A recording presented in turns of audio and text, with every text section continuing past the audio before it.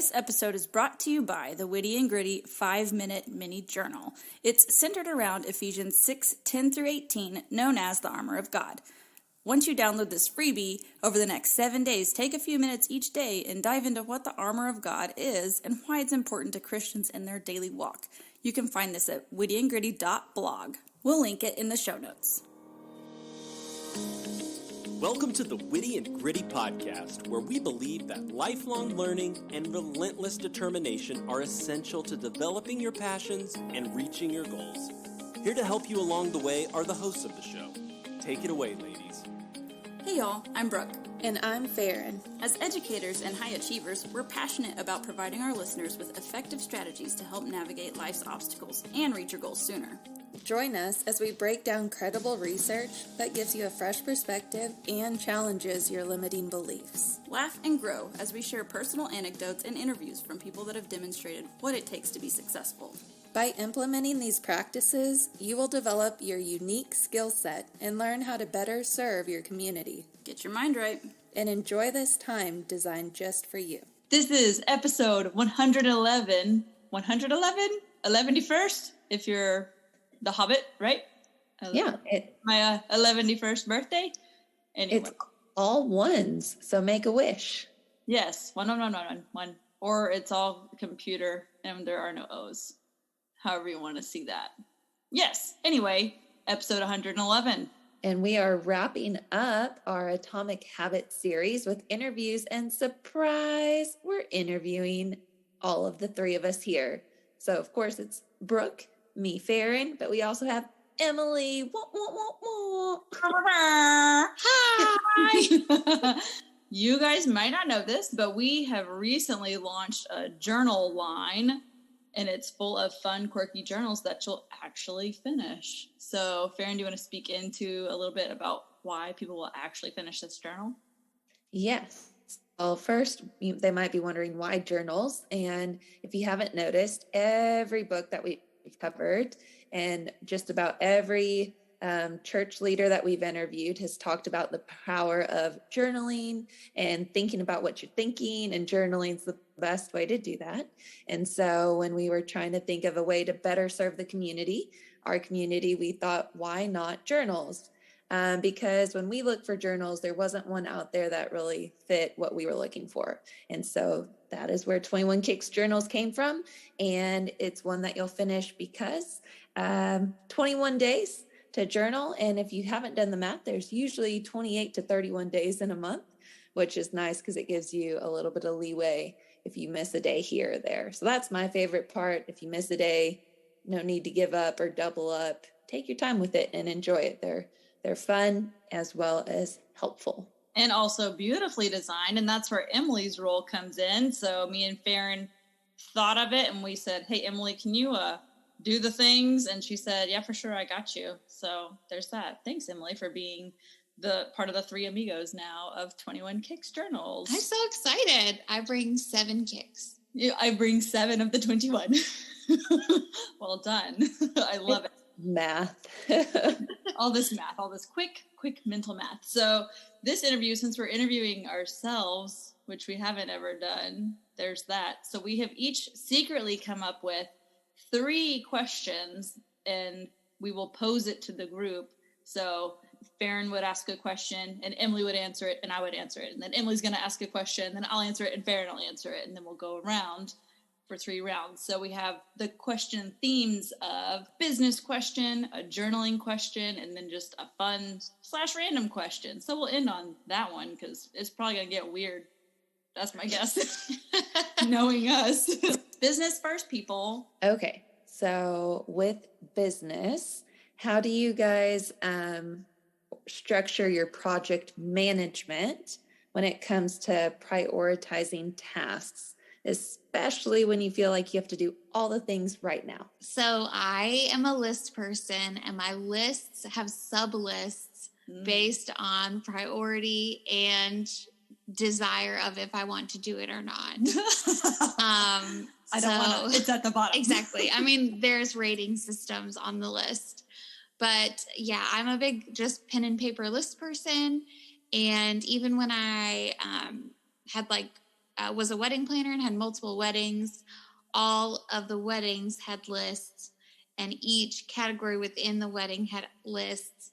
And then everything would be on multiple clipboards hung in my office so that I can pull a wedding at a time out. Oh, that's neat. So you had like one clipboard per wedding? Or yes, you had... one clipboard per wedding. Okay. And then there'd be sections on the clipboard for like flowers. And a lot of people do that digitally, but I like to touch things. See it. Mm-hmm. And you are also a person who actually has a physical vision board.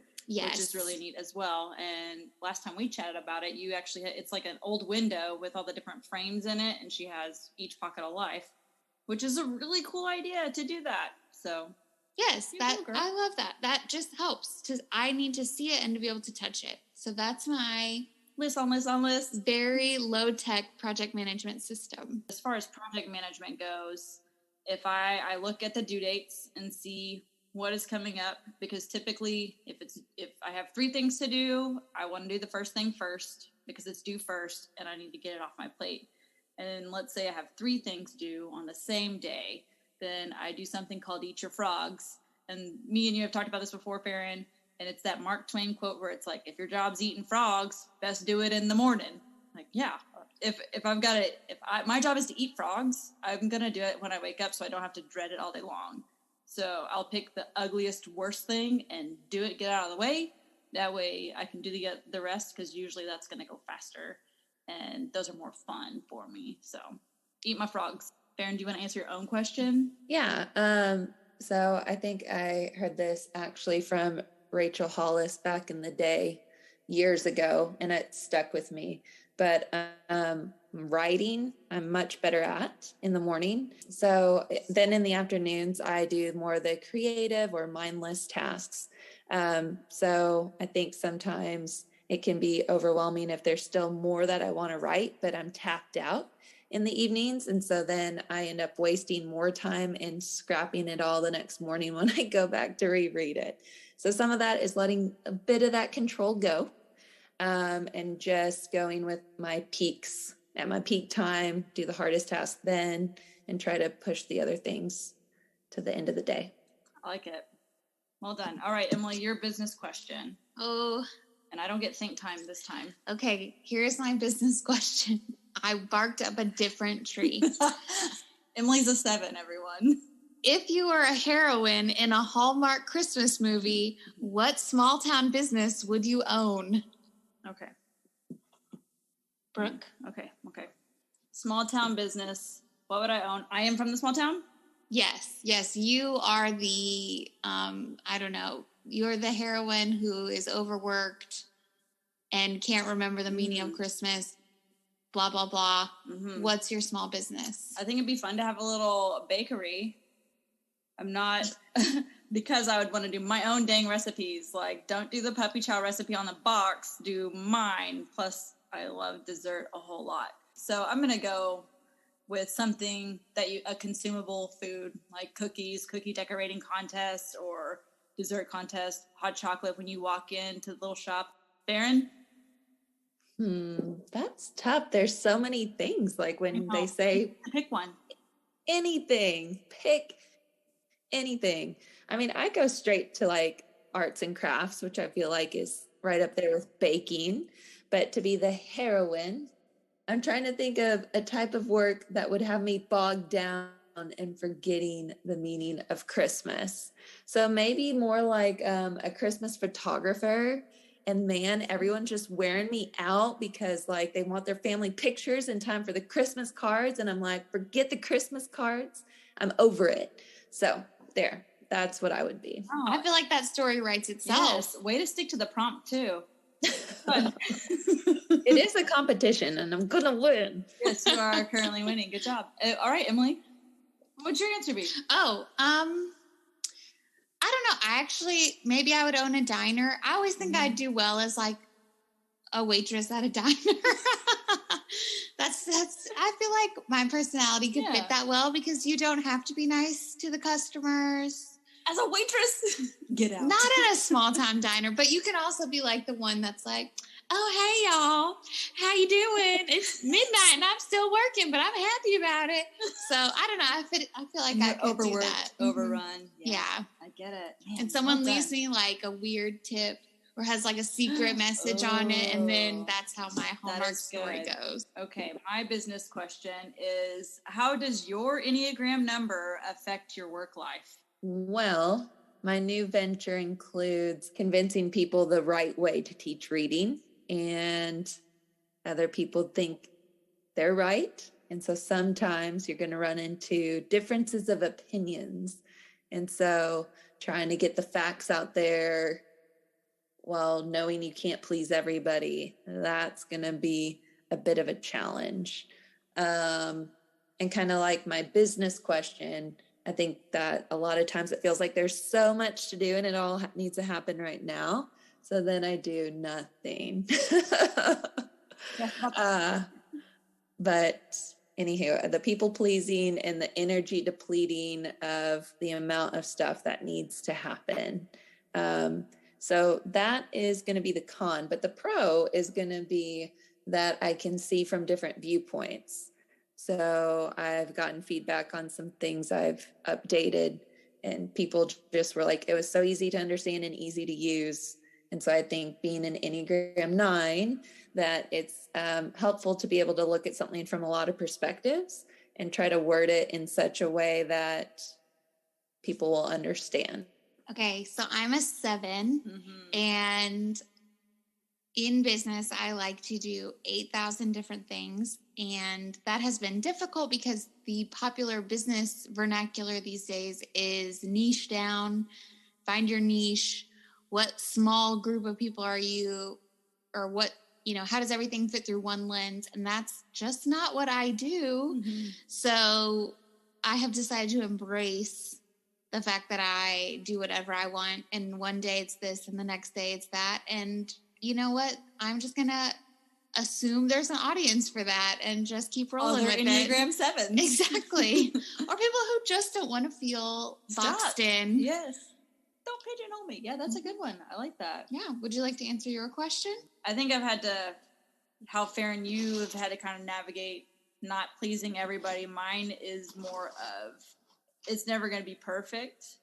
So once I wrapped my head around, nothing's going to be ever be perfect. So what's going to be, not settle, because that's not right either, but what can I do to where it's still a fine job, but I don't have to spend all these hours, because if I allotted 5 hours, I'd take up all 5 working on this one thing. If I give myself 6 hours, I'd find a way to make it 6 hours too. So figuring out the time management piece there, and like, I can get this job done in 2 hours, not 10. Why take 10 hours to do it? So there's that. All right, on to journaling questions. Farron, hit us with it. Okay. So I had multiple, because I wasn't sure who was going to get tasked first, and I didn't know if I was going to have to scramble and make up a new one. So I have multiple to choose from. Let's see. How often do you journal / how often would you recommend someone to journal for it to be effective? I think it is most effective when done almost every day if you can.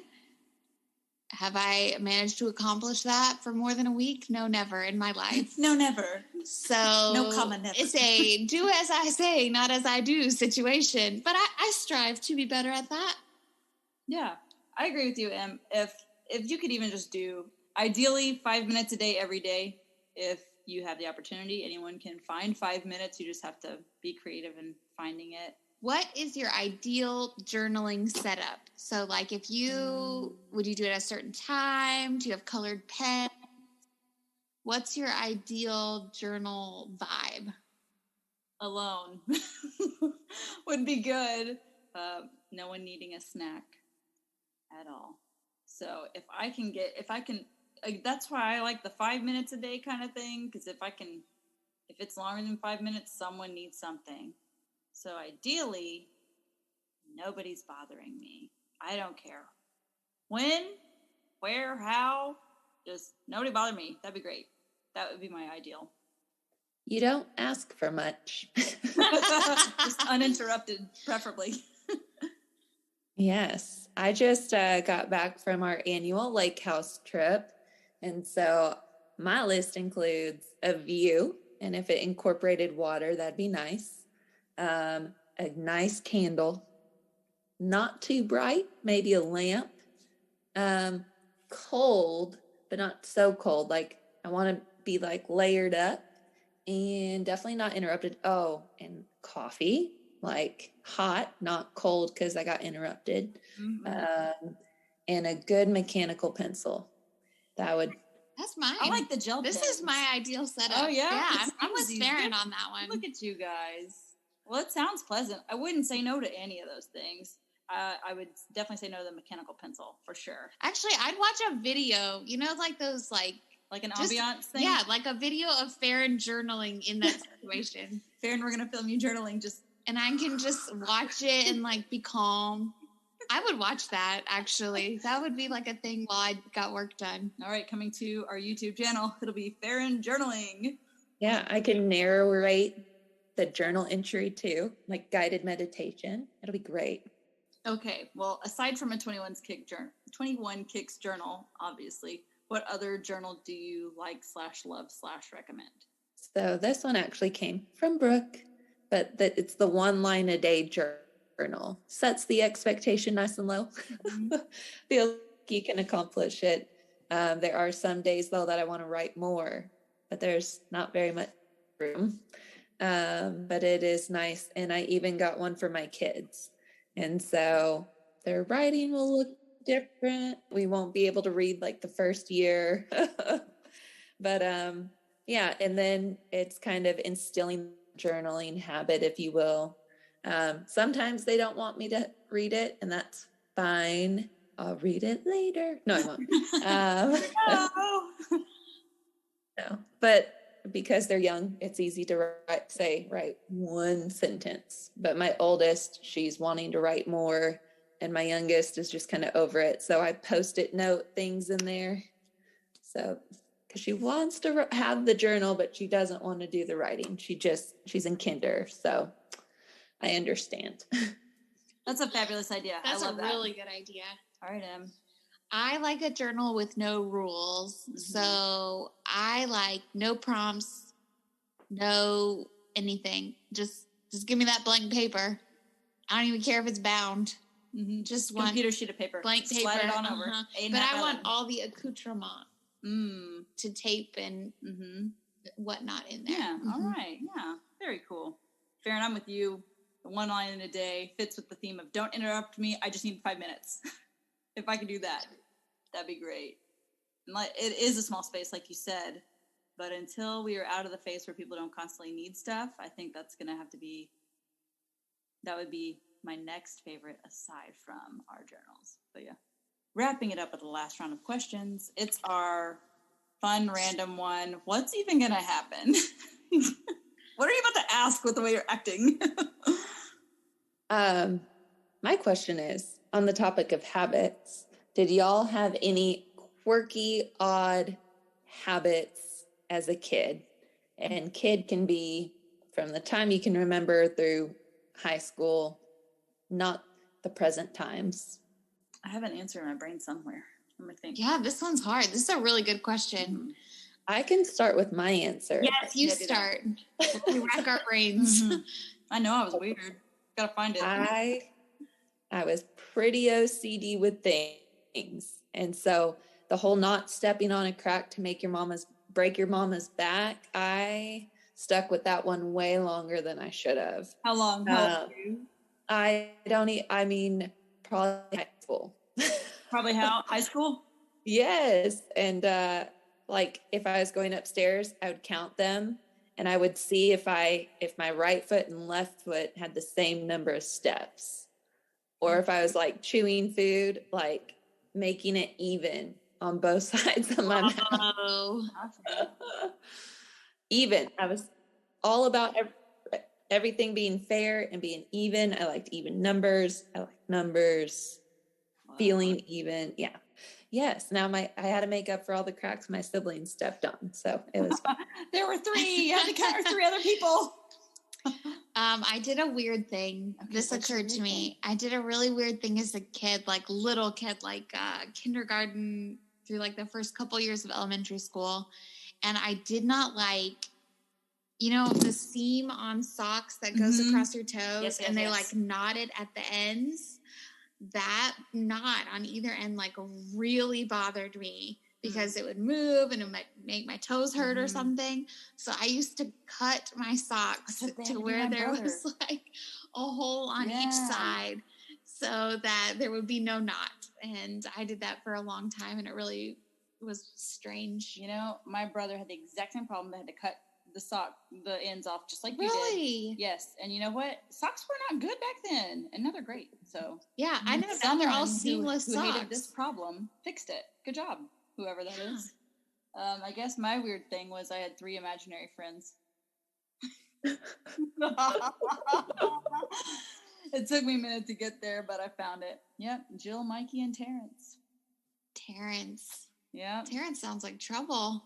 Meh. He was all right. So that's if I had no one to play with. That's who I played with. Oh, we need more information. Like I know, I don't know if I want to give more Terrence information. to me sounds like a formal name. Like, this is Terrence. And he like has a British accent, and I don't know. He's like, Terrence sounds like trouble to me. What a fancy name for a kid. I don't know where that came from. It was when I was little. It was before we moved to. Wow. Yeah. They were just around at home. It wasn't like they were with you at school. No, it was just playtime. Should have written a book. Maybe I will. In the block you lived. All right, well, that got weird. You and your British escort Terrence. I didn't know what that was. Well, I meant more like he's like a duke, and he's I don't know why Terrence just sounds so formal. He was the younger inferior. Oh, okay. All right. So my random question is, what's your favorite room in a house? It doesn't have to be a room that you own, but like when you're in any house in general, what's your favorite kind of room? Christmas tree room. Oh, that thing? Yeah. Because whenever you look at a house, if you're going to go buy a new house. Oh, like the room you put the Christmas tree in. Yes. Gotcha. Yes. Gotcha. I was like, oh, wait, we can have a room with a Christmas tree in it? Yes, you can. Actually, my aunt has that. She has Christmas all year round in her room. My mother-in-law has a Christmas tree. She just decorates it with the seasons. But yes, so that's always I like looking at that or finding that space. And then also, yes, put a Christmas tree in every room. I'm all for that. Or the room where you hang out the most. I like master bedrooms. I don't know why. I think it's always like quiet and big, and it's like secluded. And so I just find that like alone. Go hide in there. Yeah. You might find me napping like sideways on your master bed towards the foot of the bed. I'm kind of with you on this, but I love like the primary like bathroom, like the really nice big bathroom. But also I've always wanted, ever since playing Clue, a conservatory. Yes. I'm not fully sure what it's for. Conserving. Yeah, peaches. Like that's preserving. You can put peaches in there. I'm not fully sure what you do there, but it always looked cool on Clue. Yeah. If I had a room, I'd do the billiard room or the parlor. That sounds fun. That's fancy. Yeah. What about an observatory with like a glass roof? Oh, that'd be cool. Okay, so if I had money to buy these rooms. Yeah. Do you know what I want though? Is like a really modest house with like one room that's just like an observatory. Over the top. And you're like, these people knew what they wanted, you know? Something just like a chess room. Yes. Like just something that's like real specific. Regal. Yeah. Yeah, Terrence for sure would be there. Yeah. So, Farron, think Halloween because that's your fave. Emily, think Christmas because that's your fave. You have a stubborn person who does not like your holiday. You have 1 minute to convince them why it's the best. So are you pitting us against each other? No. but that could be fun. But like Farron, let's say I didn't like Halloween at all. I hated it. How could you convince me that I should love Halloween? Or same with you with Christmas?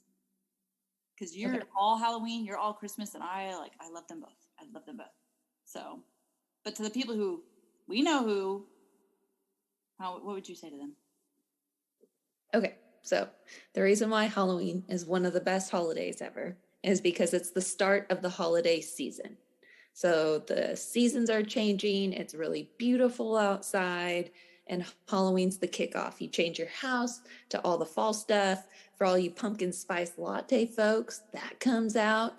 And then you get to go trick-or-treating for candy and create all these kid memories. You only get that like once in your life, right? Childhood memories of going door to door to get candy. And if you like scary stuff, you can let your freak flag fly because like that's the right month to do it. And then hide the other 11 months. That it's the best scented candles, the best hand soaps, the pumpkins, all the outside activities. Again, in Texas, it's not scorching hot, so you can go outside again. The mosquitoes are starting to die, and it's all because of Halloween. Halloween is what kills the mosquitoes.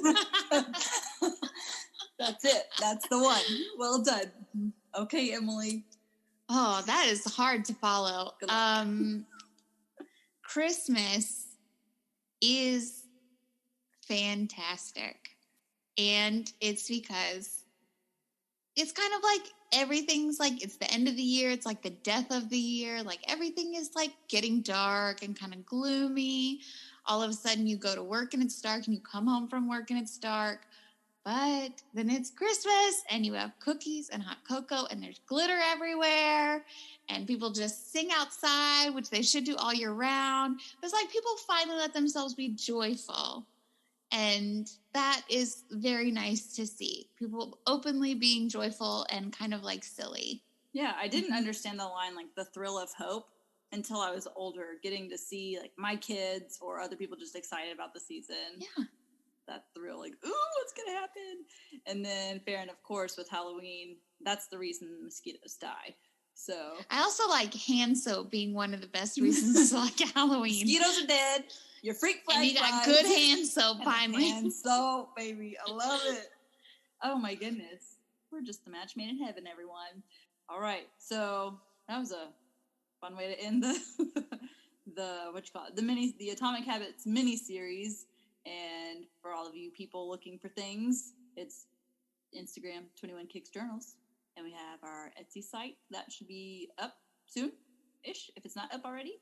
And then, Farron, you've got stuff going on. You have Move Mountains Literacy. And Emily, you have stuff. It's Emily Piepenbrink.